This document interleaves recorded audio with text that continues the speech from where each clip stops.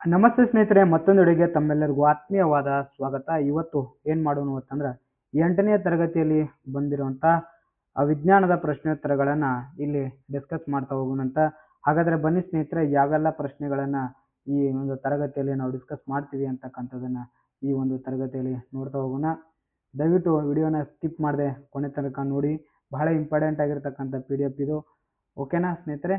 ಮೊದಲನೇ ಪ್ರಶ್ನೆ ಹೀಗಿದೆ ನೋಡಿ. ಪ್ರತಿ ವರ್ಷ ವಿಶ್ವ ಜಲ ದಿನವನ್ನ ಎಂದು ಆಚರಣೆ ಮಾಡಲಾಗ್ತದ ಅಂತ ಕೇಳಿದ್ದಾರೆ.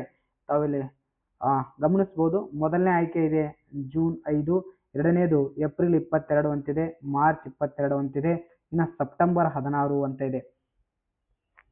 ಇಲ್ಲಿ ತಾವು ಗಮನಿಸಬಹುದು, ಜೂನ್ 5 ಏನಂತ ಕರೀತಾರೆ ಅಂತಂದ್ರ ವಿಶ್ವ ಪರಿಸರ ದಿನ ಅಂತ ಹೇಳಿ ಕರೆಯುತ್ತಾರೆ. ಅದೇ ರೀತಿ ಸೆಪ್ಟೆಂಬರ್ 16 ಏನಂತ ಕರೀತಾರೆ ಅಂತಂದ್ರ ವಿಶ್ವ ಓಝೋನ್ ದಿನ ಅಂತ ಹೇಳಿ ಕರೆಯುತ್ತಾರೆ. ಹಾಗಾದರೆ ವಿಶ್ವ ಜಲ ದಿನವನ್ನ ಎಂದು ಕರೀತಾರೆ ಅಂತಂದ್ರ ಮಾರ್ಚ್ 22 ಏನಂತಾರ ಸ್ನೇಹಿತರೆ? ವಿಶ್ವ ಜಲ ದಿನ ಅಂತೇಳಿ ಕರೆಯುತ್ತಾರೆ. ಮಾರ್ಚ್ 22 ತಾವಿಲ್ಲಿ ನೋಡ್ಬೋದು, ಎಕ್ಸ್ಪ್ಲೇನ್ ಅನ್ನ ಕೊಟ್ಟಿದ್ದಾರೆ. ಯಾಕೆ ಮಾರ್ಚ್ 22 ಆಯ್ಕೆ ಮಾಡಿಕೊಂಡ್ರು ಅಂತಕ್ಕಂಥದ್ದನ್ನು ಕೂಡ ಇಲ್ಲಿ ಕೊಟ್ಟಿದ್ದಾರೆ ನೋಡ್ರಿ. ನೀರಿನ ಮಹತ್ವ ಮತ್ತು ನೀರಿನ ಸಂರಕ್ಷಣೆ ಬಗ್ಗೆ ಜಾಗೃತಿ ಮೂಡಿಸಲು ವಿಶ್ವಸಂಸ್ಥೆ ಪ್ರತಿ ವರ್ಷ ಮಾರ್ಚ್ 22 ವಿಶ್ವ ಜಲ ದಿನ ಅಂತೇಳಿ ಆಚರಣೆ ಮಾಡಲಾಯಿತು ಅಂತ ಹೇಳ್ತಾ ಇದ್ದಾರೆ. ಸೊ ಹಾಗಾದರೆ ವಿಶ್ವಸಂಸ್ಥೆ ಬಗ್ಗೆ ತಾವು ಏನ್ ಮಾಡಬೇಕಾಗುತ್ತೆ? ಗಮನವನ್ನ ಹರಿಸಲೇಬೇಕಾಗಿರ್ತದ. ಯಾಕೆ ಅಂತಂದ್ರೆ ವಿಶ್ವಸಂಸ್ಥೆ ಬಗ್ಗೆ ಒಂದು ಪ್ರಶ್ನೆ ಕಂಪಲ್ಸರಿಯಾಗಿ ಇದ್ದೇ ಇರ್ತದ.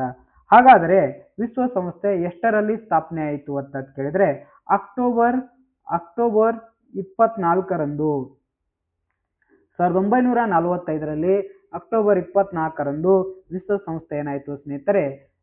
ಸ್ಥಾಪನೆ ಆಯಿತು. ವಿಶ್ವಸಂಸ್ಥೆಯಲ್ಲಿ ಹಲವಾರು ಅಂಗಸಂಸ್ಥೆಗಳನ್ನ ನಾವು ನೋಡ್ತಾ ಹೋಗ್ತೀವಿ.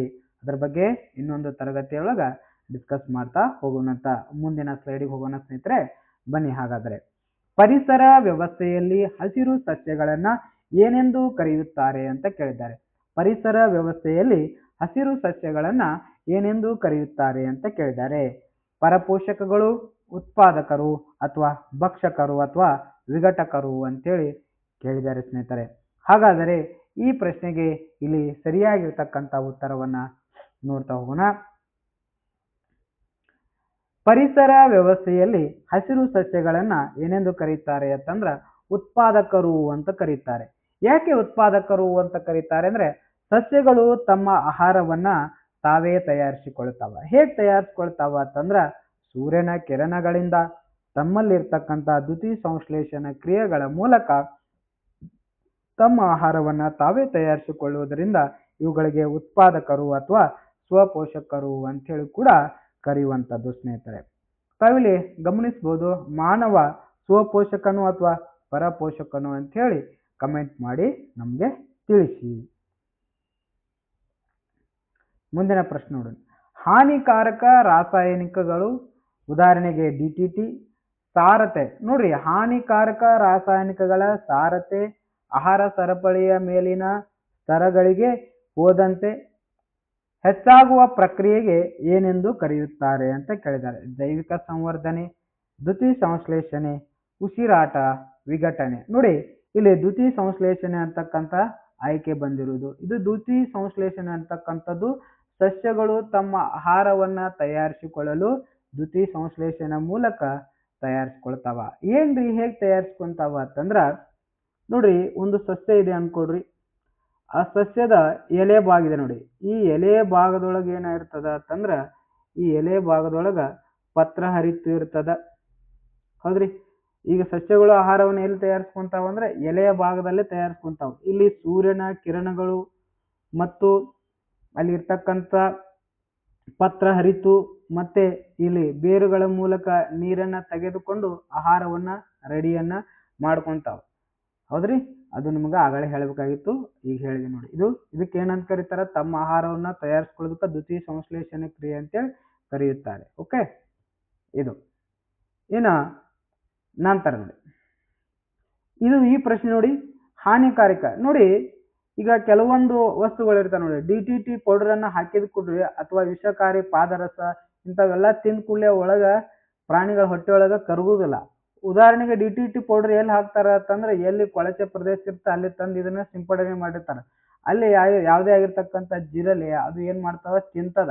ಅದನ್ನ ಏನ್ ಮಾಡ್ತದ ಕಪ್ಪಿ ತಿಂತದ. ಕಪ್ಪಿಯನ್ನ ಏನ್ ತಿಂತದಪ್ಪ ಅನ್ಕೊಡ್ರಿ ಹಾವು ತಿನ್ಕೊಡ್ರಿ. ಹಾವನ್ನ ಏನ್ ತಿಂತದ ಅಂತಂದ್ರ ಹದ್ದು ತಿಂತದ. ಸೊ ಹದ್ದು ಡೈರೆಕ್ಟ್ ಆಗಿ ಬಂದು ಅದನ್ನ DDT ತಿಂದಿರುವುದಿಲ್ಲ. ಅದೇನಾಗ್ತಾ ಇದೆ ಅಂತಂದ್ರೆ ಇದು ಪ್ರಾಣಿಗಳಿಂದ ಪ್ರಾಣಿಗಳಿಗೆ ಹೋಗಿ ಶೇಖರಣೆ ಆಗ್ತದ. ಸೊ ಹಾಗಾಗಿ ಇದಕ್ಕೆ ಏನಂತ ಕರೀತಾರ ಅಂತಂದ್ರ ಜೈವಿಕ ಸಂವರ್ಧನೆ ಅಂತಕ್ಕಂಥದ್ದು ಇಲ್ಲಿ ಸರಿಯಾಗಿರ್ತಕ್ಕಂಥ ಆನ್ಸರ್. ನೋಡಿ ಇಲ್ಲಿ ಕೊಟ್ಟಿದ್ದಾರೆ ನೋಡಿ. ಹಾನಿಕಾರಕ ರಾಸಾಯನಿಕಗಳ ಸಾರತೆ ಆಹಾರ ಸರಪಳಿಯ ಮೇಲಿನ ಸ್ತರಗಳಿಗೆ ಹೋದಂತೆ ಹೆಚ್ಚಾಗುವ ಪ್ರಕ್ರಿಯೆಗೆ ಏನಂತ ಕರೀತಾರೆ ಅಂತಂದ್ರೆ ಅದಕ್ಕೆ ಜೈವಿಕ ಸಂವರ್ಧನೆ ಅಂತ ಕರೀತಾರೆ. ನೋಡಿ ಇಲ್ಲಿ ಹೇಳ್ತಾ ಇದ್ದಾರೆ, ಎಕ್ಸ್ಪ್ಲೇನ್ ಅನ್ನ ಹೇಳ್ತಾ ಇದ್ದಾರೆ. ಇನ್ನು ವಿಷಕಾರಿ ವಸ್ತುಗಳು ಒಂದು ಪೋಷಣಾ ಸ್ತರದಿಂದ ಇನ್ನೊಂದಕ್ಕೆ ವರ್ಗಾವಣೆ ಆದಾಗ ಅವುಗಳ ಸಾರತೆ ಏನಾಗ್ತದೆ ಹೆಚ್ಚಿಗೆ ಆಗುತ್ತಾ ಹೋಗ್ತದ ಅಂತ ಹೇಳ್ತಾ ಇದ್ದಾರೆ. ಇನ್ನು ಮುಂದಿನ ಪ್ರಶ್ನೆ ನೋಡೋಣ ಸ್ನೇಹಿತರೆ. ಇಲ್ಲಿ ಎಲೆಕ್ಟ್ರಾನ್ ಅನ್ನ ಕಂಡು ಹಿಡಿದವರು ಯಾರು ಅಂತ ಕೇಳಿದ್ದಾರೆ. ಎಲೆಕ್ಟ್ರಾನ್ ಅನ್ನ ಕಂಡು ಹಿಡಿದವರು ಯಾರು ಅಂತ ಕೇಳಿದ್ದಾರೆ. ನೋಡಿ ಇಲ್ಲಿ ಚಿತ್ರವನ್ನು ಗಮನಿಸಬಹುದು. ಇದು ಎಲೆಕ್ಟ್ರಾನ್ ಆಗಿರುವಂತ. ಓಕೆ, ನೋಡ್ರಿ ರುದರ್ಫೋರ್ಡ್ ಕಂಡು ಹಿಡಿದ್ರು ಅಥವಾ JJ ಥಾಮ್ಸನ್ ಅವ್ರು ಕಂಡು ಹಿಡಿದ್ರು, ನೀಲ್ ಬೋರ್ ಅವ್ರು ಕಂಡು ಹಿಡಿದ್ರು ಅಥವಾ ಜೇಮ್ಸ್ ಚಾಡ್ವಿಕ್ ಅವರು ಕಂಡು ಹಿಡಿದ್ರು. ಬಹಳ ಇಂಪಾರ್ಟೆಂಟ್ ಆಗಿರ್ತಕ್ಕಂಥ ಪ್ರಶ್ನೆ ಸ್ನೇಹಿತರೆ. ಇದು ಹಲವಾರು ಬಾರಿ ಪರೀಕ್ಷೆಯಲ್ಲಿ ಬಂದಿರತಕ್ಕಂಥ ಪ್ರಶ್ನೆಯನ್ನ ನಾನಿಲ್ಲಿ ತೆಗೆದುಕೊಂಡಿದ್ದೀನಿ. ಸೊ ಎಲೆಕ್ಟ್ರಾನ್ ಅನ್ನ ಯಾರು ಕಂಡು ಹಿಡಿದ್ರು ಅಂತಕ್ಕಂಥದ್ದನ್ನ ನೋಡ್ತಾ ಹೋಗೋಣ. ತಾವಿಲ್ಲಿ ಗಮನಿಸಬಹುದು, ಎಲೆಕ್ಟ್ರಾನ್ ಅನ್ನ ಕಂಡು ಹಿಡಿದವ್ರು ಯಾರು ಅಂತಂದ್ರ JJ ಥಾಮ್ಸನ್ ರವರು ಏನ್ ಮಾಡ್ತಾರೆ ಅಂತಂದ್ರ ಎಲೆಕ್ಟ್ರಾನ್ ಅನ್ನ ಕಂಡು ಹಿಡಿಯುತ್ತಾರೆ. ಓಕೆ, ಇಲ್ಲಿ ಹೇಳ್ತಾ ಇದ್ದಾರೆ JJ ಥಾಮ್ಸನ್ ರವರು ವಿಸರ್ಜನಾ ನಳಿಕೆಯ ಪ್ರಯೋಗದ ಮೂಲಕ ಋಣ ಆವೇಶದ ಕಣಗಳನ್ನ ಕಂಡುಹಿಡಿದರು ಮತ್ತು ಅವುಗಳಿಗೆ ಎಲೆಕ್ಟ್ರಾನ್ ಎಂದು ಹೆಸರಿಸಿದರು. ಇಲ್ಲಿ ಅವ್ರು ಏನ್ ಮಾಡ್ತಾರ ಅಂತಂದ್ರ ಋಣ ಆವೇಶವನ್ನ ಕಂಡು ಹಿಡಿತಾರ. ಅದಕ್ಕೆ ಏನಂತ ಹೆಸರು ಕೊಟ್ರು ಅಂತಂದ್ರ ಎಲೆಕ್ಟ್ರಾನ್ ಅಂತ ಹೆಸರು ಕೊಟ್ರು. ನೋಡ್ರಿ ಎಲೆಕ್ಟ್ರಾನಿಗೆ ಹೆಸರನ್ನು ಕೊಟ್ಟಿರ್ತಕ್ಕಂಥವ್ರು ಯಾರು ಅಂತಂದ್ರ JJ ಥಾಮ್ಸನ್ ರವರು ಕೊಡ್ತಾರ. ಓಕೆ ಸ್ನೇಹಿತರೆ, ಒಂದೇ ಪರಮಾಣುಗಳ ಸಂಖ್ಯೆ ಮತ್ತು ಬೇರೆ ಬೇರೆ ರಾಶಿಗಳ ಸಂಖ್ಯೆಯನ್ನ ಹೊಂದಿರುವ ಒಂದೇ ಧಾತುವಿನ ಪರಮಾಣುಗಳನ್ನ ಏನೆಂದು ಕರೆಯುತ್ತಾರೆ ಅಂತ ಕೇಳಿದ್ದಾರೆ. ಐಸೋಬಾರ್ಗಳು, ಸಮಸ್ಥಾನಿಗಳು, ಅಯಾನುಗಳು ಅಥವಾ ಅಣುಗಳು ಅಂತ ಹೇಳ್ತಾ ಇದ್ದಾರೆ. ಸೊ ತಾವು ಕೆಳಗಡೆ ಕಮೆಂಟ್ ಅನ್ನು ಕೂಡ ಮಾಡಬಹುದು. ಓಕೆನಾ ಸ್ನೇಹಿತರೆ? ನೋಡಿ ಇಲ್ಲಿ ತಾವು ಗಮನಿಸಬಹುದು. ಆನ್ಸರ್ ಅನ್ನ ನೋಡೋಣ, ತಮಗೆ ಗೊತ್ತಾಗುತ್ತೆ. ಸಮಸ್ಥಾನಿಗಳು ಅಂತ ಕರೀತಾರೆ. ಯಾಕೆ ಸಮಸ್ಥಾನಿಗಳು ಅಂತ ಕರೀತಾರೆ? ಇಲ್ಲಿ ತಾವು ಡ್ಯೂಟೇರಿಯಂ ಕೊಟ್ಟಿದ್ದಾರೆ, ಹೌದಾ, ಪ್ರೋಟಿಯಂ ಕೊಟ್ಟಿದ್ದಾರೆ. ಇಲ್ಲಿ ನೋಡಿ ಸಮಸ್ಥಾನಿಗಳು ಅಂತಂದ್ರೆ ಇಲ್ಲಿ ಉದಾಹರಣೆ ತಾವು ಇಲ್ಲಿ ಗಮನಿಸಬಹುದು. ಇಲ್ಲಿ ಕೊಟ್ಟಿದ್ದಾರೆ H11H ಅಂತ ಇದೆ, 11H2 ಅಂತ ಇದೆ, 11H3 ಅಂತ ಇದೆ. ನೋಡಿ ಎಲ್ಲಿ 11 ಅಂತ 2 ಸಾರಿ ಬಂದಿದೆ ಅವುಗಳಿಗೆ ಸಮಸ್ಥಾನಿಗಳು ಅಂತ ಕರೆಯುತ್ತಾರೆ. ಇವು ಮೂರು ಕೂಡ ಏನಿದಾವ್ರಿ, ಇವು ಸಮಸ್ಥಾನಿಗಳಾಗಿದ್ದಾವೆ. ಇವು ಮೂರು ಏನಿದಾವೆ ಸ್ನೇಹಿತರೆ, ಸಮಸ್ಥಾನಿಗಳಾಗಿದ್ದಾವೆ. ನಾನು ಯಾಕಾಗಿದ್ದಾವೆ ಅಂತ ತಾವಿಲ್ಲಿ ತೋರಿಸಿದ್ದೀನಿ, ಮಾರ್ಕ್ ಮಾಡಿ ಕೂಡ ತೋರಿಸಿದ್ದೀನಿ. ಹೌದ್ರಿ, ಇಲ್ಲಿ ಕೊಟ್ಟಿದ್ದಾರೆ ಉದಾಹರಣೆಗೆ ಹೈಡ್ರೋಜನ್ ಸಮಸ್ಥಾನಿ ಆಗಿದೆ. ಅದೇ ರೀತಿ ಪ್ರೋಟಿಯಂ ಆಗಿರ್ಬೋದು, ಡ್ಯೂಟೇರಿಯಂ ಆಗಿರ್ಬೋದು, ಟ್ರಿಷಿಯಂ ಆಗಿರ್ಬೋದು, ಇವುಗಳಿಗೆ ಸಮಸ್ಥಾನಿಗಳು ಅಂತೇಳಿ ಕರೆಯುತ್ತಾರೆ. ಯಾವ್ಯಾವ ಸಮ ಇರ್ತಾವ್ರಿ ನೋಡ್ರಿ, ಪರಮಾಣು ರಾಶಿ ಪರಮಾಣು ಸಂಖ್ಯೆ ಏನಿರ್ತದ, ಒಂದೇ ಪರಮಾಣು ಸಂಖ್ಯೆ ಇರ್ತದ, ಬೇರೆ ಬೇರೆ ರಾಶಿಗಳ ಸಂಖ್ಯೆಯನ್ನ ಹೊಂದಿರ್ತಾವ, ಒಂದೇ ಧಾತುವನ್ನ ಹೊಂದಿರ್ತಾವ. ಪರಮಾಣು ಸಂಖ್ಯೆ ಮತ್ತು ಒಂದೇ ಇರ್ತದ ಮತ್ತು ಧಾತುವಿನ ಸಂಖ್ಯೆ ಒಂದೇ ಇರ್ತದ, ಅಥವಾ ರಾಶಿಗಳ ಸಂಖ್ಯೆ ಏನಿರ್ತದ ಬೇರೆ ಬೇರೆ ಆಗಿರೋದಕ್ಕೆ ಏನಂತ ಕರೀತಾರೆ ಅಂದ್ರೆ ಸಮಸ್ಥಾನಿಗಳು ಅಂತೇಳಿ ಕರೆಯುತ್ತಾರೆ. ಇನ್ನು ಜೀವಕೋಶದ ಶಕ್ತಿ ಉತ್ಪಾದನಾ ಕೇಂದ್ರ ಯಾವುದು ಅಂತ ಕೇಳ್ತಾರೆ. ಬಹಳ ಸಾರಿ ಕೇಳಿದ್ದಾರೆ police exam PC to DC ವರೆಗೆ ಈ ಪ್ರಶ್ನೆಯನ್ನ ಕೇಳಿರುವಂತದ್ದು ಸ್ನೇಹಿತರೆ. ಸೊ ಹಾಗಾಗಿ ಇಂಥ ಕ್ವಶನ್ಗಳನ್ನ ಬಹಳ ನೀವೇನ್ ಮಾಡ್ಬೇಕಾಗುತ್ತೆ, ಸೀರಿಯಸ್ ಆಗಿ ತೆಗೆದುಕೊಳ್ಬೇಕಾಗ್ತದೆ. ನೋಡಿ ಜೀವಕೋಶವನ್ನ ಲೈಸೋಸೋಮ್ ಅಂತ ಕರೀತಾರೋ ಅಥವಾ ಮೈಟೋಕಾಂಡ್ರಿಯನ್ನ ಕರೀತಾರೋ, ರೈಬೋಸೋಮ್ ಅನ್ನ ಕರೀತಾರೋ ಅಥವಾ ಗಾಲ್ಗಿ ಸಂಕೀರ್ಣವನ್ನ ಕರೀತಾರೋ ಅಂತ ಪ್ರಶ್ನೆಯನ್ನ ಕೇಳಿದ್ದಾರೆ. ನೋಡಿ ಶಕ್ತಿ ಉತ್ಪಾದನಾ ಕೇಂದ್ರ ಯಾವುದು ಅಂದ್ರೆ ಸ್ನೇಹಿತರೆ ಮೈಟೋಕಾಂಡ್ರಿಯಾ ಏನಿದೆ ಅಂದ್ರೆ ಇದು ಶಕ್ತಿ ಉತ್ಪಾದನಾ ಕೇಂದ್ರವಾಗಿದೆ. ನೋಡಿ ಎಕ್ಸ್ಪ್ಲೇನ್ ಅನ್ನ ನೋಡಿ, ಇಲ್ಲಿ ತಾವು ಗಮನಿಸಬಹುದು. ಮೈಟ್ರೋಕಾಂಡ್ರಿಯಾ ನೋಡಿ, ಮೈಟ್ರೋಕಾಂಡ್ರಿಯಾ ಅಂತಂದ್ರೆ ಇದು ಆಹಾರದ ಉತ್ಕರ್ಷಣ ಶಕ್ತಿಯನ್ನ ಬಿಡುಗಡೆ ಮಾಡುತ್ತದೆ, ಹಾಗಾಗಿ ಇದನ್ನ ಶಕ್ತಿ ಉತ್ಪಾದನಾ ಕೇಂದ್ರ ಅಂತ ಕರೀತಾರೆ.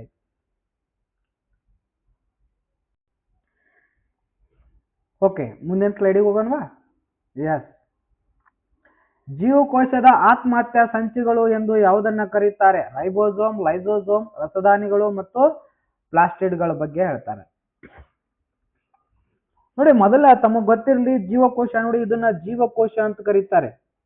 ಇದು ಏನಿದೆ ನೋಡಿ, ಇದು ಜೀವಕೋಶ. ಯಾಕೆ ಇವು ಆತ್ಮಹತ್ಯಾ ಸಂಚಿಗಳು? ನೋಡ್ರಿ, ಆತ್ಮಹತ್ಯಾ ಸಂಚಿಗಳು ಯಾವುದು? ಲೈಸೋಸೋಮ್ ಇದಕ್ಕೆ ಸರಿಯಾಗಿರ್ತಕ್ಕಂಥ ಉತ್ತರ. ಸೊ ಇವು ಏನ್ ಮಾಡ್ತಾವು ಅಂತಂದ್ರೆ ಕೆಲವೊಂದಿಷ್ಟು ದಿನಗಳವರೆಗೆ ಜೀವಂತವಾಗಿರ್ತಾವು. ಅವು ಆದ್ಮೇಲೆ ಅವತ್ರದ ಕಾರ್ಯ ಮುಗಿದ ಕೂಡಲೇ ಅವು ನಿಚ್ಚಲ ಸ್ಥಿತಿಗೆ ಬಂದಂತ ಸಂದರ್ಭದೊಳಗ ಇದೇನ್ ಮಾಡ್ತದ ಅಂತಂದ್ರ ಬಿರುಕನ್ನ ಮೂಡಿಸಿ ಅದನ್ನ ಡಿಸ್ಟ್ರಾಯ್ ಮಾಡುವಂತ ಕೆಲಸ ಯಾವ್ದು ಮಾಡ್ತದ ಅಂದ್ರೆ ಲೈಸೋಸೋಮ್ ಮಾಡ್ತದ. ಹಾಗಾಗಿ ಇದನ್ನ ಏನಂತ ಕರೀತಾರ? ಆತ್ಮಹತ್ಯಾ ಸಂಚಿ ಅಂತ ಹೇಳಿ ಕರೆಯುತ್ತಾರೆ. ಓಕೆ, ತಾವು ಗಮನಿಸಬಹುದು ಆತ್ಮಹತ್ಯಾ ಸಂಚಿ. ನೋಡಿ, ಇದು ಲೈಸೋಸೋಮ್. ಲೈಸೋಸೋಮ್ ಇದು ಸರಿಯಾಗಿರ್ತಕ್ಕಂಥ ಉತ್ತರ. ಇದೇನ್ ಮಾಡ್ತದ ಅಂತಂದ್ರೆ ಇದು ಮರಣ ಹೊಂದಿದಾಗ ಈ ರೀತಿಯಾಗಿರ್ತಕ್ಕಂಥ ಭಾಗಗಳನ್ನ ಮಾಡುತ್ತದೆ, ಡಿಸ್ಟ್ರಾಯ್ ಮಾಡುವಂತ ಕೆಲಸವನ್ನ ಮಾಡ್ತದ. ಇದು ಜೀರ್ಣಕಾರಿ ಕಿಣ್ವವನ್ನು ಹೊಂದಿರುತ್ತದೆ. ಜೀವಕೋಶದ ಹಾನಿಗೊಳಗಾದಾಗ ಇವು ಒಡೆದು ತಮ್ಮದೇ ಆಗಿರ್ತಕ್ಕಂಥ ಜೀವಕೋಶ ಕಣಗಳನ್ನ ವಿಸರ್ಜಿಸಿಕೊಳ್ಳುತ್ತವೆ. ಹಾಗಾಗಿ ಇದನ್ನ ಏನಂತ ಕರೀತಾರ ಅಂತಂದ್ರ ಆತ್ಮಹತ್ಯಾ ಸಂಚಿ ಅಂತ ಕರೀತಾರ. ಅದೇ ರೀತಿ ರೈಬೋಸೋಮ್ ಅನ್ನ ಏನ್ ಕರೀತಾರ ಸ್ನೇಹಿತರೆ? ರೈಬೋಸೋಮ್ ಇದೆ ನೋಡಿ, ಇದನ್ನ ಏನಂತ ಕರೀತಾರ ಅಂದ್ರೆ ಶಕ್ತಿ ಉತ್ಪಾದನಾ ಕೇಂದ್ರ ಅಥವಾ ಪ್ರೋಟೀನ್ ಅನ್ನ ರೆಡಿ ಮಾಡ್ತದ. ಹಾಗಾಗಿ ರೈಬೋಸೋಮ್ ಅನ್ನು ಏನಂತ ಕರೀತಾರ? ಪ್ರೋಟೀನ್ ಕಾರ್ಖಾನೆ ಅಂತ ಹೇಳಿ ಕರೀತಾರೆ. ಓಕೆ, ಮುಂದಿನ ಸ್ಲೈಡ್ಗೆ ಹೋಗೋಣವಾ? ಮಾನವನ ವೈಜ್ಞಾನಿಕ ಹೆಸರೇನು ಅಂತ ಕೇಳಿದ್ದಾರೆ. ಮಾನವನ ವೈಜ್ಞಾನಿಕ ಹೆಸರು ಏನು ಅಂತಂದ್ರ ಹೋಮೋಸಿಪಿಯನ್ ಅಂತಕ್ಕಂಥದ್ದು ಸ್ನೇಹಿತರೆ ಮಾನವನ ವೈಜ್ಞಾನಿಕ ಹೆಸರು ಆಗಿರ್ತದೆ. ನೋಡ್ರಿ, ಹೋಮೋಸಿಪಿಯನ್ ಅಂತ ಹೇಳಿದ್ದಾರೆ. ನೋಡಿ, ಹೋಮೋಸಿಪಿಯನ್ ಬಗ್ಗೆ ಎಕ್ಸ್ಪ್ಲೇನ್ ನೋಡೋಣ. ಇದರಲ್ಲಿ ಹೋಮೋ ಅಂತಕ್ಕಂಥದ್ದು ಜಾತಿಯನ್ನ ಸೂಚಿಸ್ತದ. ಅದೇ ರೀತಿ ಸೆಪಿಯನ್ ಅಂತಕ್ಕಂಥದ್ದು ಪ್ರಭೇದವನ್ನ ಸೂಚಿಸ್ತದ. ಹಾಗಾಗಿ ಇಲ್ಲಿ ಸೆಪಿಯನ್ ಅಂತಕ್ಕಂಥದ್ದು ಮಾನವನ ಬುದ್ಧಿವಂತ ಪ್ರಭೇದಕ್ಕೆ ಸೇರಿರುವಂತದ್ದು ಅಂತಕ್ಕಂಥದ್ದು ಇಲ್ಲಿ ಸೂಚಿಸ್ತದ. ಮಾನವನ ವೈಜ್ಞಾನಿಕ ಹೆಸರೇನು ಅಂತಂದ್ರೆ ಹೋಮಿಯೋಸಿಪಿಯನ್ ಅಂತ ಹೇಳಿ ತಾವು ಹೇಳ್ಬೇಕಾಗ್ತದ. ಓಕೆ, ವರ್ಗೀಕರಣದ ಅತಿ ಚಿಕ್ಕ ಘಟಕ ಅಥವಾ ಮೂಲ ಘಟಕ ಯಾವುದು ಅಂತ ಕೇಳಿದ್ದಾರೆ. ಸಾಮ್ರಾಜ್ಯ, ವರ್ಗ, ಪ್ರಭೇದ, ಕುಟುಂಬ ಅಂತ ಇದೆ. ನೋಡಿ, ವರ್ಗೀಕರಣದ ಅತಿ ಚಿಕ್ಕವಾಗಿರ್ತಕ್ಕಂಥ ಘಟಕ ಯಾವುದು ಅಂತ ಕೇಳಿದ್ದಾರೆ. ಇಲ್ಲಿ ಸರಿಯಾಗಿರ್ತಕ್ಕಂಥ ಪ್ರಭೇದ ಅಂತಕ್ಕಂಥದ್ದು ಸ್ನೇಹಿತರೆ ಇಲ್ಲಿ ಏನಾಗುತ್ತೆ? ಚಿಕ್ಕ ಘಟಕ ಹೂವಾಗಿರುವಂಥದ್ದು. ತಾವಿಲ್ಲಿ ಗಮನಿಸಬಹುದು, ಇದನ್ನ ಪ್ರಭೇದ ಅಂತ ಕರೀತಾರೆ, ಇದನ್ನ ಸಾಮ್ರಾಜ್ಯ ಅಂತ ಕರೀತಾರೆ. ಪ್ರಭೇದ ನೋಡಿ, ಪ್ರಭೇದವು ಒಂದೇ ರೀತಿಯ ಅನುವಂಶೀಯ ರಚನೆಯನ್ನು ಹೊಂದಿದ್ದು ತಮ್ಮಲ್ಲಿಯೇ ಸಂತಾನೋತ್ಪತ್ತಿಯನ್ನ ಮಾಡಿಕೊಳ್ಳಬಲ್ಲ ಜೀವಿಗಳ ಗುಂಪಾಗಿದೆ. ಹಾಗಾಗಿ ಇದನ್ನ ಏನಂತ ಕರೀತಾರೆ ಅಂತಂದ್ರ ಪ್ರಭೇದ ಅಂತೇಳಿ ಕರೆಯುವಂಥದ್ದು. ಅತ್ಯಂತ ದೊಡ್ಡದು ಯಾವುದು ಅಂತಂದ್ರ ಸಾಮ್ರಾಜ್ಯ ಅಂತಕ್ಕಂಥ. ಓಕೆನಾ? ಅತ್ಯಂತ ದೊಡ್ಡ ಘಟಕ ಯಾವುದು ಸ್ನೇಹಿತರೆ? ಸಾಮ್ರಾಜ್ಯ. ಓಕೆ, ಮುಂದಿನ ಪ್ರಶ್ನೆ ನೋಡೋಣ. ಈ ಕೆಳಗಿನವುಗಳಲ್ಲಿ ಯಾವುದು ನವೀಕರಿಸಬಹುದಾದ ಸಂಪನ್ಮೂಲವಾಗಿದೆ? ನೋಡಿ, ಯಾವ ಸಂಪನ್ಮೂಲಗಳನ್ನ ವಾಪಸ್ ಪುನಃ ರೆಡಿ ಮಾಡೋದಕ್ಕೆ ಬರುತ್ತೋ ಅವುಗಳಿಗೆ ನವೀಕರಿಸಬಹುದಾಗಿರ್ತಕ್ಕಂಥ ಸಂಪನ್ಮೂಲ ಅಂತ ಕರೀತಾರೆ. ಯಾವ ಸಂಪನ್ಮೂಲಗಳನ್ನ ನವೀಕರಿಸಲು ಆಗುವುದಿಲ್ಲೋ ಅವುಗಳನ್ನು ಏನಂತ ಕರೀತಾರೆ ಅಂತಂದ್ರ ಮುಗಿದು ಹೋಗುವ ಸಂಪನ್ಮೂಲಗಳು ಅಂತ ಕರೀತಾರೆ. ಉದಾಹರಣೆಗೆ ಕಲ್ಲಿದ್ದಲಾಗಿರ್ಬೋದು. ಕಲ್ಲಿದ್ದಲು ನೋಡ್ರಿ, ಇದು ಮುಗಿದು ಹೋಗುವ ಸಂಪನ್ಮೂಲ. ಪೆಟ್ರೋಲಿಯಂ ಕೂಡ ಮುಗಿದು ಹೋಗ್ತದ. ಖನಿಜಗಳು ಕೂಡ ಏನಾಗ್ತಾವ್ರಿ? ಮುಗಿದು ಹೋಗ್ತಾವ. ನವೀಕರಿಸಬಹುದಾದ ಸಂಪನ್ಮೂಲ ಯಾವುದು ಅಂತ ಕೇಳಿದರೆ ಸ್ನೇಹಿತರೆ ಇದಕ್ಕೆ ಸರಿಯಾಗಿರ್ತಕ್ಕಂಥ ಉತ್ತರ ಅರಣ್ಯಗಳು ಮತ್ತು ವನ್ಯಜೀವಿಗಳು ಅಂತಕ್ಕಂಥದ್ದು ಏನಾಗುತ್ತೆ ಸ್ನೇಹಿತರೆ ಇಲ್ಲಿ ಸರಿಯಾಗಿ ಇರುವಂತದ್ದು. ಹೌದಾ? ಇಲ್ಲಿ ತಾವು ಗಮನಿಸಬಹುದು ಎಕ್ಸ್ಪ್ಲೇನ್ ಅನ್ನ. ಇಲ್ಲಿ ಅರಣ್ಯಗಳು ನವೀಕರಿಸಬಹುದಾದ ಸಂಪನ್ಮೂಲ, ಪ್ರಕೃತಿ ಮಡಲಿಗೆ ಸುಲಭವಾಗಿ ಮರಳಿ ಬರುತ್ತವೆ. ಅರಣ್ಯ ಮತ್ತು ವನ್ಯಜೀವಿಗಳನ್ನ ಪುನರುತ್ಪತ್ತಿ ಮಾಡಬಹುದು ಅಂತ ಹೇಳ್ತಾ ಇದ್ದಾರೆ. ಆದ್ರೆ ನೋಡ್ರಿ, ಅರಣ್ಯಗಳನ್ನ ನವೀಕರಿಸಬಹುದಾದ ಸಂಪನ್ಮೂಲಗಳಾದರೂ ಅತಿಯಾದ ಬಳಕೆ ಅದು ನಾಶ ಮಾಡಬಹುದು ಅಂತ ಹೇಳಿ ಹೇಳ್ತಾ ಇದ್ದಾರೆ.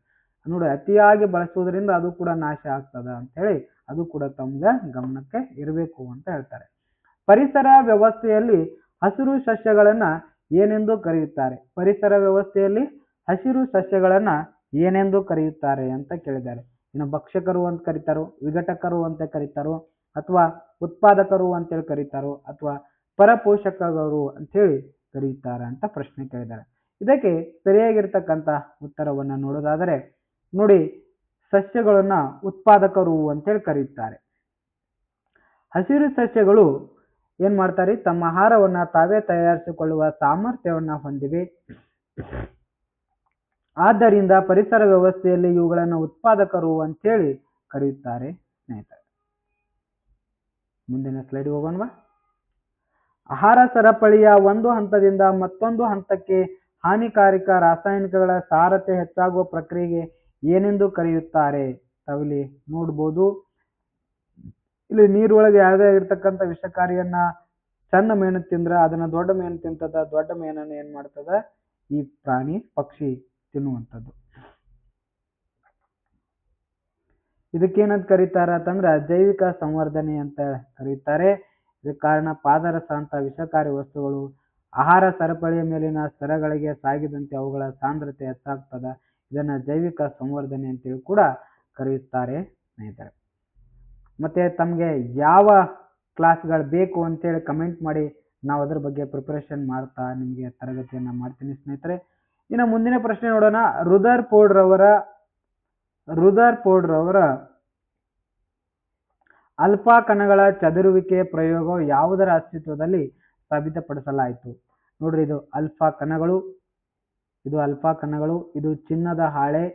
ನೋಡೋದು ಹೇಗೆ ಚದುರಿಸ್ತದ ಅಂತೇಳಿ ನೋಡ್ರಿ. ಎಲೆಕ್ಟ್ರಾನ್ಗಳನ್ನ, ನ್ಯೂಟ್ರಾನ್ಗಳನ್ನ, ಪರಮಾಣು ಕೇಂದ್ರವನ್ನ ಅಥವಾ ಕಕ್ಷೆಯನ್ನ ಅಂತ ಕೇಳಿದರೆ ಇಲ್ಲಿ ಸರಿಯಾಗಿರ್ತಕ್ಕಂಥದ್ದು ಪರಮಾಣು ಕೇಂದ್ರ ಅಂತಕ್ಕಂಥದ್ದು ಏನಾಗುತ್ತೆ ಸ್ನೇಹಿತರೆ, ಇಲ್ಲಿ ಸರಿಯಾಗಿರ್ತಕ್ಕಂಥ ಉತ್ತರವಾಗ್ತದ. ಇಲ್ಲಿ ಎಕ್ಸ್ಪ್ಲೇನ್ ನೋಡೋಣ. ರುದರ್ಫೋರ್ಡ್ ರವರ ಪ್ರಯೋಗದಲ್ಲಿ ಅಲ್ಫಾ ಕಣಗಳು ಚಿನ್ನದ ಹಾಳೆಯ ಮೂಲಕ ಹಾದು ಹೋಗುವಾಗ ಕೆಲವು ಕಣಗಳು ಹಿಮ್ಮುಖವಾಗಿ ಚಲಿಸಿದವು ಅಂತ ಹೇಳ್ತಾ ಇದ್ದಾರೆ. ತಾವಿಲ್ಲಿ ನೋಡ್ಬೋದು. ನೋಡಿ, ಅಲ್ಫಾ ಕಣಗಳು ಏನ್ ಮಾಡಿದಾವ್ರಿ? ಅಲ್ಫಾ ಕಣಗಳು ಇಲ್ಲಿ ನೋಡಿ ಈ ರೀತಿ ಚಿನ್ನದ ಹಾಳೆಯ ಮೇಲೆ ಹೋಗಬೇಕಾದ್ರೆ ಈ ರೀತಿ ಹಿಮ್ಮುಖವಾಗಿ ಚಲಿಸಿದವು. ಸೊ ಹಾಗಾಗಿ ಕೆಲವು ಹಿಮ್ಮುಖವಾಗಿ ಚಲಿಸಿದವು. ಇದು ಪರಮಾಣುವಿನ ಮಧ್ಯಭಾಗದಲ್ಲಿ ಧನಾವೇಶ ಕೇಂದ್ರ ಇದೆ ಎಂದು ಸಾಬೀತುಪಡಿಸಿತು. ಇದೇನಾತ್ರಿ? ಈ ಪ್ರಯೋಗದ ಮೂಲಕ ಏನಾತ್ರಿ ಅಂತಂದ್ರ, ಈ ಪ್ರಯೋಗದ ಮೂಲಕ ಏನಾಯ್ತು ಅಂತಂದ್ರ ಪರಮಾಣು ಏನಾಗಿದೆ ರೀ? ಪರಮಾಣು ಕೇಂದ್ರವಾಗಿದೆ ಅಂತೇಳಿ ಸಾಬೀತಾಗ್ತದೆ. ನೋಡ್ರಿ, ಅಲ್ಫಾ ಕಿರಣಗಳನ್ನು ಇಲ್ಲಿ ಹಾಕ್ತಾರ, ಈ ಕಡೆ ಹೋಗಿದೆ, ಈ ಕಡೆ ಹೋಗಿದೆ, ಈ ಕಡೆ ಹೋಗಿದೆ, ಈ ಕಡೆ ಚಿನ್ನದ ಹಾಳೆ ಮೇಲೆ ಹಾಕಿದಾಗ ಈ ರೀತಿ ವಾಪಸ್ ಕೂಡ ಬಂದಿದೆ. ಹಾಗಾಗಿ ಅದು ಏನಾಗಿದೆ ಅಂತಂದ್ರ ಸೆಂಟ್ರಲ್ ಅಥವಾ ಪರಮಾಣು ಕೇಂದ್ರವಾಗಿದೆ ಅಂತ ಹೇಳಿ ಹೇಳ್ತಾ ಇದ್ದಾರೆ.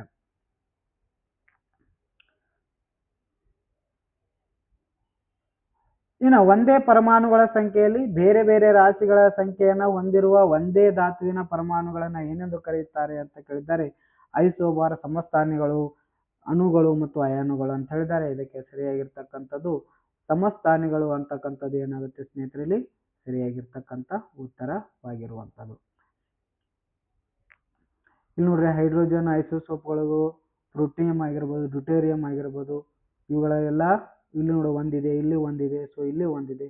ಹಾಗಾಗಿ ಇವುಗಳನ್ನ ಸಮಸ್ಥಾನಿಗಳು ಅಥವಾ ಐಸೋಸ್ಟೋಪ್ಗಳು ಅಂತೇಳಿ ಕರೀತಾರೆ. ಇವುಗಳ ಪರಮಾಣು ಸಂಖ್ಯೆ ಒಂದೇ ಆದರೆ ರಾಶಿಗಳ ಸಂಖ್ಯೆ ಏನಾಗಿರ್ತದೆ ಇಲ್ಲಿ ಬೇರೆ ಬೇರೆ ಆಗಿರ್ತದ ಸ್ನೇಹಿತರೆ. ಇನ್ನು ರಾಸಾಯನಿಕ ಕ್ರಿಯೆಯಲ್ಲಿ ಧಾತು ಒಂದು ಭಾಗವಹಿಸುವ ಸಂಯೋಗ ಸಾಮರ್ಥ್ಯವನ್ನ ಏನೆಂದು ಕರೆಯುತ್ತಾರೆ? ಪರಮಾಣು ರಾಶಿ ಅಂತಾರೋ, ಅಥವಾ ಅಣುವಿನ ರಾಶಿ ಅಂತ ಕರೀತಾರೋ, ಅಥವಾ ವೇಲೆನ್ಸಿ ಅಂತ ಕರೀತಾರೋ, ಅಥವಾ ಎಲೆಕ್ಟ್ರಿಕ್ ವಿನ್ಯಾಸ ಅಂತ ಹೇಳಿ ಕರೆಯುತ್ತಾರೋ? ಸೊ ಇದಕ್ಕೆ ಸರಿಯಾಗಿರ್ತಕ್ಕಂಥ ಉತ್ತರವನ್ನ ನಾವು ನೋಡೋದಾದರೆ ಸ್ನೇಹಿತರೆ, ಇಲ್ಲಿ ವೇಲೆನ್ಸಿ ಅಂತಕ್ಕಂಥದ್ದು ಏನಾಗುತ್ತೆ ಸ್ನೇಹಿತರೆ ಇಲ್ಲಿ ಸರಿಯಾಗಿರುವಂಥದ್ದು. ವೇಲೆನ್ಸಿ ಅಂದರೆ ರಾಸಾಯನಿಕ ಕ್ರಿಯೆಯಲ್ಲಿ ಪಾಲ್ಗೊಳ್ಳುವ ಆ ಎಲೆಕ್ಟ್ರಾನ್ಗಳ ಸಂಖ್ಯೆಯನ್ನ ಏನಂತ ಕರೀತಾರೆ ಅಂತಂದ್ರೆ ವೇಲೆನ್ಸಿ ಅಂತ ಹೇಳಿ ಕರೆಯುತ್ತಾರೆ. ಓಕೆ. ಇನ್ನು ಕೆಳಗಿನ ಯಾವ ಕಣದಾಂಗವನ್ನ ಜೀವಕೋಶದ ಶಕ್ತಿ ಉತ್ಪಾದನಾ ಕೇಂದ್ರ ಅಂತ ಕೇಳಿದರೆ ಇದು ಮೈಟೋಕಾಂಡ್ರಿಯಾ ರಿಪೀಟೆಡ್ ಆಗಿದೆ. ಓಕೆ. ಏನ ಮುಂದಿನ ಪ್ರಶ್ನೆ ನೋಡಿ, ಬಹಳ ಇಂಪಾರ್ಟೆಂಟು. ಸಸ್ಯಕೋಶದಲ್ಲಿ ಮಾತ್ರ ಕಂಡುಬರುವ ಪ್ರಾಣಿ ಕೋಶದಲ್ಲಿ ಇರದ ಭಾಗ ಯಾವುದು ಅಂತ ಕೇಳಿದ್ದಾರೆ. ನೋಡಿ, ಇದು ಸಸ್ಯ ಜೀವಕೋಶ, ಇದು ಏನಿದೆ ಸ್ನೇಹಿತರೆ, ಇದು ಪ್ರಾಣಿ ಜೀವಕೋಶ. ಇದರಲ್ಲಿ ನಡುವೆ ಇರತಕ್ಕಂಥ ಹೋಲಿಕೆಯನ್ನು ನೋಡೋದಾದ್ರೆ ಕೋಶ ಪೊರೆ, ಕೋಶ ಕೇಂದ್ರ, ಕೋಶ ಭಿತ್ತಿ, ಮೈಟೋಕಾಂಡ್ರಿಯಾ ಅಂತ ಹೇಳಿದ್ರೆ, ಸೊ ಇದರಲ್ಲಿ ಎರಡರಲ್ಲಿ ಇಲ್ಲದೆ ಇರತಕ್ಕಂಥದ್ದು ಯಾವುದು? ಎಲ್ಲ ಕೆಲವೊಂದಷ್ಟು ಕಾಮನ್ ಇದಾವೆ, ಕೆಲವೊಂದು ಯಾವ ಇಲ್ಲ ಅಂತ ಕೇಳಿದರೆ, ಯಾವ್ದು ಇಲ್ಲ ಅಂತ ಕೇಳಿದರೆ ಇಲ್ಲಿ ಸರಿಯಾಗಿರ್ತಕ್ಕಂಥದ್ದು ಕೋಶ ಭಿತ್ತಿ ಏನಿರುತ್ತೆ ಸ್ನೇಹಿತರೆ, ಇದು ಪ್ರಾಣಿಗಳಲ್ಲಿ ಇರುವುದಿಲ್ಲ. ಹಾಗಾದ್ರೆ ಸರ್ ಕೋಶ ಭಿತ್ತಿ ಎಲ್ಲಿ ಕಂಡು ಬರ್ತದೆ ನೋಡಿ, ಇದೆ ನೋಡಿ, ಇದು ಕೋಶ ಭಿತ್ತಿ ಅಂತ ಕರೀತಾರೆ. ಸೊ ಈ ಪದರನ್ನ ಕೋಶ ಭಿತ್ತಿ ಅಂತ ಹೇಳಿ ಕರೆಯುತ್ತಾರೆ. ಇದು ಪ್ರಾಣಿ ಜೀವಕೋಶದಲ್ಲಿ ಇರುವುದಿಲ್ಲ. ಇದ್ರ ಜೊತೆಗೆ ಇನ್ನೊಂದು ಕ್ಲೋರೋಫಾಲ್ ಕೂಡ ಪ್ರಾಣಿಯಲ್ಲಿ ಕಂಡು ಬರುವುದಿಲ್ಲ, ಇದು ಸಸ್ಯ ಜೀವಕೋಶದಲ್ಲಿ ಮಾತ್ರ ಕಂಡು ಬರ್ತದೆ. ಇಲ್ಲಿ ವಿವರಣೆಯನ್ನು ನೋಡೋಣ. ಕೋಶ ಭಿತ್ತಿಯು ಕೋಶ ಪೊರೆಯ ಹೊರಗಿರುವ ಗಡುಸಾದ ಪೊರೆಯನ್ನ ಏನಂತ ಕರೀತಾರೆ ಅಂತಂದ್ರೆ ಕೋಶ ಭಿತ್ತಿ ಅಂತ ಕರೀತಾರೆ. ಇದು ಸೆಲ್ಯುಲಸ್ ನಿಂದ ಮಾಡಲ್ಪಟ್ಟಿದೆ. ಇನ್ನೊಂದು ಸಸ್ಯ ಕೋಶದ ಆಕಾರ ಮತ್ತು ರಕ್ಷಣೆಯನ್ನ ನೀಡುತ್ತದೆ, ಪ್ರಾಣಿ ಕೋಶದಲ್ಲಿ ಇದು ಇರುವುದಿಲ್ಲ. ಅದೇ ರೀತಿ ಕ್ಲೋರೋಫಾಸ್ಟ್ ಅಂತಕ್ಕಂಥದ್ದು ಹಸಿರು ಕಣದ ಅಂಗ ಕೂಡ ಸಸ್ಯ ಕೋಶದಲ್ಲಿ ಮಾತ್ರ ಇರ್ತದೆ, ಪ್ರಾಣಿ ಕೋಶದಲ್ಲಿ ಇರುವುದಿಲ್ಲ. ಓಕೆನಾ ಸ್ನೇಹಿತರೆ? ಇನ್ನು ಮಾನವನ ವೈಜ್ಞಾನಿಕ ಹೆಸರು ಏನು ಅಂತ ಕೇಳಿದರೆ ಇದರಲ್ಲಿ ಸರಿಯಾಗಿರ್ತಕ್ಕಂಥದ್ದು ಹೋಮೋಸಿಪಿಯನ್ ಅಂತಕ್ಕಂಥದ್ದು ನಮಗೆ ಗೊತ್ತಿರುವಂಥದ್ದು. ಸೊ ಇಲ್ಲಿ ಕೊಟ್ಟಿದ್ದಾರೆ, ಹೋಮೋ ಎಂದರೆ ಜಾತಿ, ಸಿಪಿಯನ್ ಅಂತಾರೆ. ಸಿಪಿಯನ್ ಅಂತಕ್ಕಂಥದ್ದು ಏನು ಅಂತಂದ್ರೆ ಅದು ವರ್ಗವನ್ನ ಅಥವಾ ಪ್ರಭೇದವನ್ನ ತೋರಿಸುವಂಥದ್ದು. ಹೌದ್ರಿ? ಸೊ ಇದು ನಮ್ಮ ತರಗತಿಯ ಕೊನೆಯ ಸ್ಲೈಡ್ ಆಗಿರುತ್ತೆ ಸ್ನೇಹಿತರೆ. ಯಾರೆಲ್ಲ ಈ ತರಗತಿಯನ್ನು ನೋಡಿದ್ರಿ ನಿಮಗೆ ತುಂಬು ಹೃದಯದ ಅಭಿನಂದನೆಗಳನ್ನು ಸಲ್ಲಿಸುತ್ತಾ, ನೀವು ನೈಸರ್ಗಿಕ ಸಂಪನ್ಮೂಲ ಮತ್ತು ಪರಮಾಣುಗಳ ಜೀವಕೋಶಗಳ ಪ್ರಮುಖ ಪರಿಕಲ್ಪನೆಗಳನ್ನು ಸಂಪೂರ್ಣಗೊಳಿಸಿದ್ದೀರಿ. ಪಠ್ಯಪುಸ್ತಕದಲ್ಲಿ ಇರ್ತಕ್ಕಂಥ ಇನ್ನುಳಿದ ಪ್ರಶ್ನೆಗಳನ್ನು ನೀವೇನು ಮಾಡಿರಿ ಅಂತಂದ್ರೆ ಅಭ್ಯಾಸವನ್ನ ಮಾಡಿರಿ ಅಂತ ಹೇಳ್ತಾ, ಯಾರೆಲ್ಲ ವಿಡಿಯೋ ನೋಡಿದ್ರಿ ತಮಗೆ ತುಂಬು ಹೃದಯದ ಧನ್ಯವಾದಗಳನ್ನು ಸಲ್ಲಿಸುತ್ತಾ, ಯಾಕೆ ವಿಡಿಯೋ ಮಾಡಿದೆ ಅಂತಂದರೆ ಅದು ಲೈವಲ್ಲಿ ಕ್ಲಿಯರಾಗಿ ಕಾಣಿಸ್ತಾ ಇರಲಿಲ್ಲ, ಹಾಗಾಗಿ ಈ ಒಂದು ರೆಕಾರ್ಡೆಡ್ ವಿಡಿಯೋನ ಅಪ್ಲೋಡ್ ಮಾಡ್ತಾ ಇದ್ದೀನಿ. ಯಾರಿಗೆ ಅವಶ್ಯಕತೆ ಇದೆ ಈ ವಿಡಿಯೋನ ಶೇರ್ ಮಾಡಿ, ನಮ್ಮ ಚಾನಲ್ನ ಸಬ್ಸ್ಕ್ರೈಬ್ ಮಾಡ್ಕೊಳ್ಳಿ.